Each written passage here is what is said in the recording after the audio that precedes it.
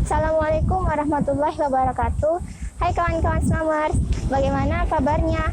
Semoga sehat-sehat selalu ya. Dan semoga di masa pandemi kali ini kita diberikan kesehatan, kesabaran, dan kekuatan. Nah, teman-teman, Alia akan menyampaikan pesan singkat dengan tema niat. Teman-teman, coba deh luangkan waktu kita sebentar. Kita pikirkan dan kita renungkan tentang apa yang telah kita lakukan sampai hari ini.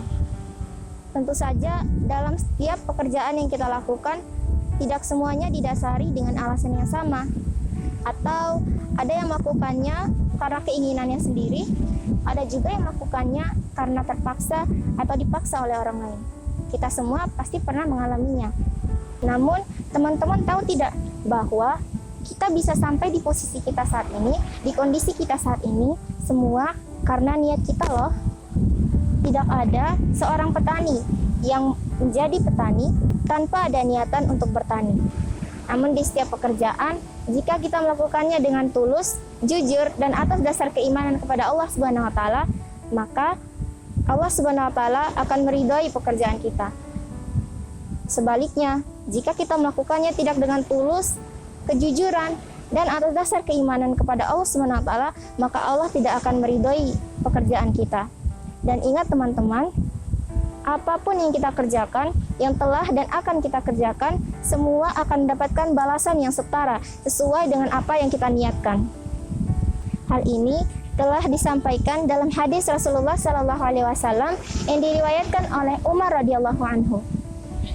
Rasulullah SAW bersabda, "Innamal a'malu binniyati wa innamal likulli imri'in ma nawa."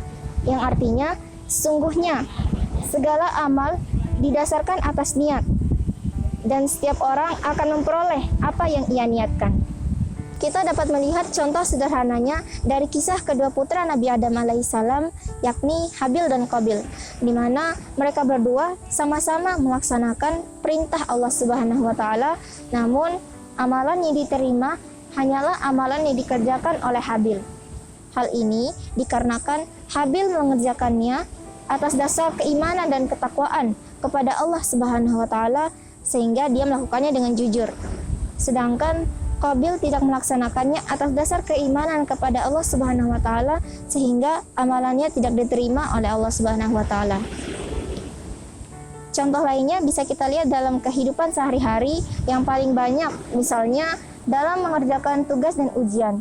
Jika kita berniat melakukannya untuk menuntut ilmu dan karena perintah Allah Subhanahu wa Ta'ala, maka kita akan mengerjakannya dengan jujur karena kita takut akan hukuman dari Allah Subhanahu wa Ta'ala.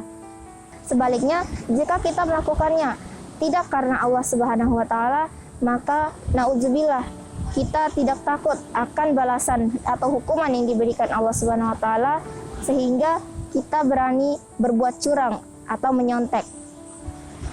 Dan ingat teman-teman, setiap hal yang kita lakukan, walaupun bukan sekarang, tapi kita pasti akan mendapatkan balasan yang setimpal sesuai dengan yang kita niatkan. Dan kita tidak akan bisa menduga-duga seperti apa balasan yang akan Allah Subhanahu wa Ta'ala berikan kepada kita. Semoga kita selalu diridhai oleh Allah Subhanahu wa Ta'ala dalam setiap pekerjaan yang kita lakukan. Nah, teman-teman, seperti dua contoh yang telah saya berikan, kita dapat tahu bahwa betapa pentingnya peran niat dalam setiap amal ibadah yang kita lakukan.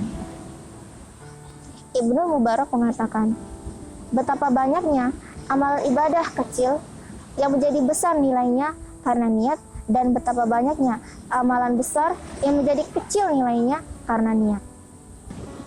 Nah, teman-teman, itulah yang ingin saya sampaikan. Semoga yang telah saya sampaikan tadi bisa dipahami dan dapat bermanfaat bagi kita semua. Sampai jumpa. Assalamualaikum warahmatullahi wabarakatuh.